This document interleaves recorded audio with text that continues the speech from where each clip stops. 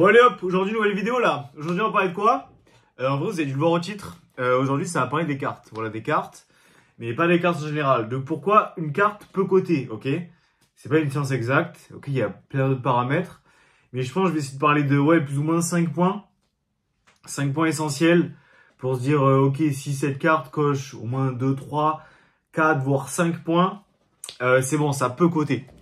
Ça peut coter. Donc, premier point. C'est est-ce que la carte est rare? Mais pas en mode il y en a pas beaucoup en circulation, machin. Plus, est-ce que la carte est difficile à dropper dans la série? Je parle vraiment de la carte dans la série là. Là, je parle pas de la carte en général. Je parle vraiment de la carte dans la série, ok? Est-ce que dans la série, la carte elle est rare? Est-ce qu'elle est dure à choper? Est-ce qu'elle est dure à drop? Et ça va se voir avec les ouvertures. Est-ce qu'il y a beaucoup d'offres de cette carte? C'est possible que oui, il y ait beaucoup d'offres et qu'elle soit dure à choper, parce que tout le monde se dit putain, en fait, je la veux pas, vite, je la vends. Mais de toute façon, ça va être, il y aura un peu des rumeurs par rapport à ça. Vous allez regarder des vidéos, il y aura des mecs qui vont vous dire, ah, vous avez vu cette carte et tout, elle est difficile à choper. De toute façon, il y a des mecs toujours, ils achètent plein de boosters, ils ouvrent tout et ils font des listes. Et vous voyez si la carte est difficile à choper. Donc si la carte est difficile à choper, c'est un bon point, ok? Mais c'est pas juste la carte difficile à choper. Parce que si c'est une carte difficile à choper, c'est un terrain en gold, je pense pas que ça explose en valeur, ok? Ça sera peut-être, ça vaudra un petit peu. Que ce soit genre un objet, une gourde en gold qui est super dur à choper. Ok, c'est... En fait, faut que la carte, là je vais vous énumérer plusieurs points. Il y en aura peut-être 5, 4, 5, voire 6, je sais pas encore. Normalement, il y en aura au moins 5. Et il faut pas qu'il y ait un point. Faut pas qu'il y ait juste la carte est rare, ok? Il faut qu'il y ait d'autres choses, et après vous voyez aussi. Vous voyez peut-être il y a d'autres points que j'aurais pas énumérés dans la vidéo, mais que vous trouvez vous logique, et dites-le dans les commentaires, du coup ça m'intéresse. N'oubliez pas de liker, de commenter, de partager, ça m'aide beaucoup. N'oubliez pas l'objectif là, d'ici le 26, faut que j'ai au moins 100 abonnés. Donc du coup je charbonne un peu là, j'enchaîne les vidéos. Ouais, c'est pas que ce point là, ok? Et c'est pas tous ces points, c'est pas il faut qu'il y ait un point, faut qu'il y en ait toujours plusieurs. Même s'il y a toujours des exceptions, comme dans tout, ok? Ensuite, un autre point. Un point essentiel, vraiment ça je pense c'est vraiment le point le plus primordial, c'est la demande, ok? Parce que oui la carte est rare, mais si personne la veut, et genre ça dure comme ça pendant des années, personne la veut, ben la carte elle va peut-être monter légèrement, elle va peut-être même baisser et elle va peut-être même jamais monter en fait. Elle sera peut-être à une valeur stable, ou peut-être ça va monter légèrement, mais ce sera pas le meilleur move à faire. Donc est-ce que la carte est beaucoup demandée, ok? Est-ce qu'elle est populaire? Ça va être ça un peu le truc. C'est pas la même chose. Si elle est beaucoup demandée, par exemple, ça va être beaucoup de gens qui la veulent dans leur collection. Beaucoup de gens qui sont prêts à mettre de l'argent sur cette carte. Beaucoup de gens qui achètent cette carte, ok? Ça va être un peu l'offre et la demande. La popularité, c'est un peu lié, mais c'est pas vraiment la même chose. Je m'explique un peu après. Donc, ok, ouais, cette carte, beaucoup de gens la veulent. Putain, mais elle est pas abordable. Donc, du coup, il y a encore beaucoup de gens qui la veulent, mais peu de gens peuvent se la procurer. Par exemple, la Noctali VMAX, qui est juste là. Ok, ouais, plein de gens la veulent, mais bon, c'est une carte qui vaut plus de 1000 à 2000 euros. C'est pas tout le monde qui va l'acheter, en fait. Tout le monde se dit pas, bon, ok, c'est bon, je me réveille, j'achète la Noctali Max. En plus, en gradé, ou voilà. Enfin, c'est des cartes, on va privilégier le gradé, parce que bon, sur des valeurs comme ça, autant mettre 500, 600 euros de plus et avoir une carte vraiment clean. Plutôt que de l'acheter en loose, et peut-être, en fait, vous avez pas vu, même le vendeur a pas vu, ça arrive. Hein. Et finalement, il y a un petit point blanc, il y a un petit truc, il y a une petite micro-rayure. Et en fait, vous allez le faire charcuter sur la gradation. Donc vraiment, une carte qui est fortement demandée. Et ça, c'est pas mal. C'est pas mal, parce que du coup, si elle est fortement demandée, dans le temps, ça va évoluer et elle va être de plus en plus rare. Et du coup, peut-être que la demande va peut-être rester la même, ou peut-être elle va même augmenter et ça fait que la valeur, elle va forcément augmenter avec. De toute façon, la valeur d'une carte, ça dépend beaucoup de sa demande. Ensuite, la popularité. Ok, est-ce que la carte est populaire? Est-ce que la carte est vraiment connue? Et ça, c'est intéressant. Parce que oui, peut-être la carte est bien connue. Ok, peut-être elle est populaire, machin. Tout le monde connaît cette carte, tu vois. Mais peut-être qu'en fait, c'est juste une carte qu'on retrouve au McDo. C'est peut-être la série hype du McDo. Ok, tout le monde veut le Pikachu à un moment. Mais bon, une fois que tout le monde l'a, c'est pas super compliqué à avoir. Et finalement, les prix ils vont stagner. Donc c'est pour ça que la demande, ok, oui, peut-être tout le monde la veut, mais est-ce que c'est accessible? En fait, c'est ça aussi, c'est l'accessibilité à la carte. J'ai l'impression que c'est un peu ces 3 points qui sont un peu liés les uns aux autres. Donc ouais, ok, c'est populaire, mais est-ce qu'on peut l'avoir facilement? Est-ce qu'il y a beaucoup de demandes? Parce qu'en fait, c'est populaire, ouais, peut-être qu'il y a beaucoup de demandes sur l'instant T. Mais on attend 3 mois. Finalement, tout le monde aura eu cette carte et tout le monde sera un peu lassé de cette carte. C'est comme les séries, au début, tout le monde est là, tout le monde est chaud, tout le monde les veut. Et finalement, tout le monde les a et après, les séries sont beaucoup moins populaires. Et ça revient 3-4 ans après, les gens ils se disent « Oh, mais finalement, maintenant, il n'y en a plus. Oh, ben finalement, c'est bon, j'en reveux. » Tu vois. Et du coup, les prix, ils remontent. Donc ça, vraiment, je pense c'est un point vraiment... et ça va dépendre des cas, en fait. Là, je vous donne des exemples. Mais en fait, ça va surtout être par rapport à des cas concrets. Là, je vous parle du truc en général. Mais c'est à vous d'analyser un peu avec ce que je vous ai dit.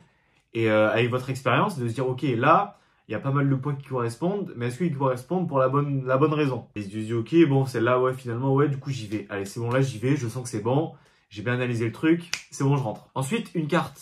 En dehors de toutes les cartes là. Parce que toutes les cartes sont un peu différentes. Toutes les cartes sont pas exactement les mêmes. Toutes les cartes sont faites chez Pokémon Company.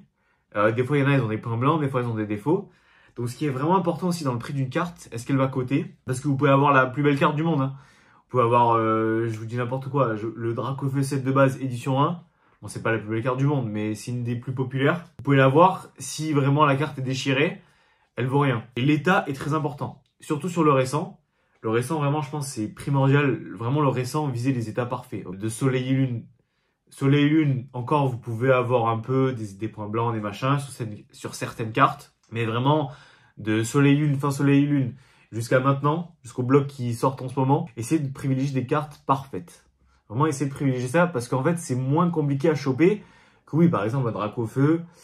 Cette de base édition 1 en parfait état, déjà vous allez payer hyper cher et en plus c'est beaucoup plus rare. Alors que là, ok, vous avez le choix, peut-être, je sais pas, attendez peut-être un mois et demi, économisez un petit peu plus pour prendre peut-être la carte en meilleur état.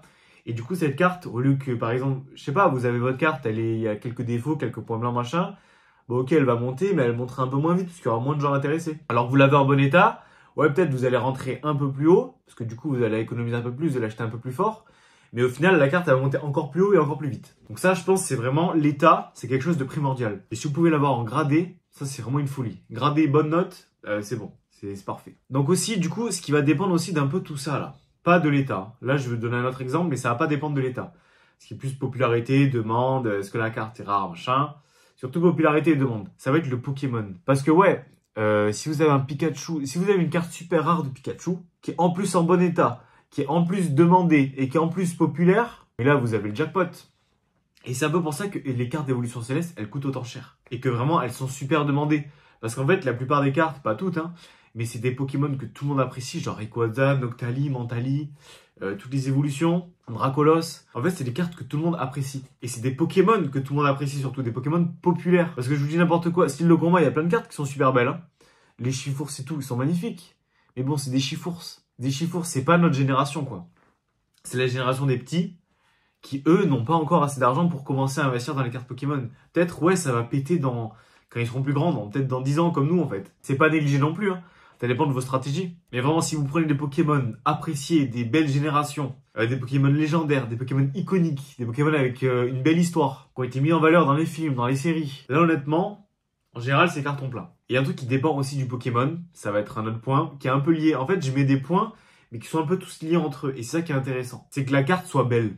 Genre une belle illustration. Si vous avez une illustration, je sais pas, de Rayquaza, où genre on dirait il est en train de mourir, je sais pas, il a l'air fatigué, il est pas beau. Enfin, il est fait, je sais pas, il y a pas de relief, il y a rien sur la carte. Vous allez pas autant kiffer, ok? Et c'est en ça que du coup la carte sera peut-être un peu moins populaire. C'est pas pour autant qu'elle va pas performer sur du long terme. Peut-être, je sais pas, il manque un truc et les gens ils sont pas hype de fou, ils se disent pas, putain c'est un Rayquaza mais putain, il est pas à son prime, tu vois.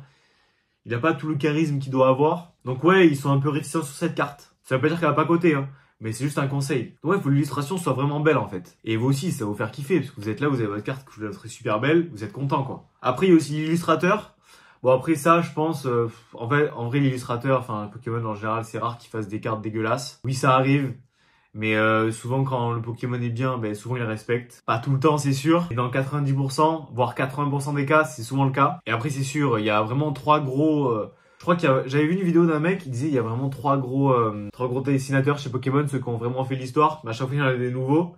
Et c'est pas parce qu'il y a un nouvel illustrateur qui va forcément être mauvais ou bon. C'est pas parce qu'il a fait une carte que peu de gens apprécient que la prochaine sera pas belle. Enfin, Pokémon c'est du dessin, surtout pour les cartes, et c'est subjectif en vrai. C'est pas parce que vous trouvez une carte magnifique que tout le monde va la trouver magnifique. Donc là j'espère que ça vous aura plu et que vous voyez un peu. Après si j'ai oublié des points, dites-le moi. Donc là il y aura peut-être une vidéo numéro 2, une partie 2. Mais moi je pense que c'est vraiment le truc essentiel. Après c'est sûr qu'il y en aura d'autres, ok, il y aura peut-être des détails auxquels j'y ai pas pensé. Du coup ouais, dites-le moi dans les commentaires. Mais là je pense que c'est vraiment un peu la base. Ok, moi, enfin en gros je pense un peu comme ça pour les cartes. Voilà, si elle est jolie, si elle est un peu demandée, si le Pokémon me plaît, si le Pokémon est vraiment apprécié et connu, et l'état aussi surtout. Donc ouais, j'espère que ça vous aura plu. Et à la prochaine du coup pour une autre vidéo. Hein. Je sais pas de quoi on va parler, mais on parlera d'un truc, comme d'habitude. En ce moment j'enchaîne les vidéos, donc n'hésitez pas à vous abonner, à liker, à commenter, à partager. Je crois que je l'ai déjà dit, mais du coup je l'aurais dit. Voilà, c'est une petite piqûre de rappel. Ça fait toujours plaisir. Et ouais, ciao, hein. Hâte d'une prochaine vidéo.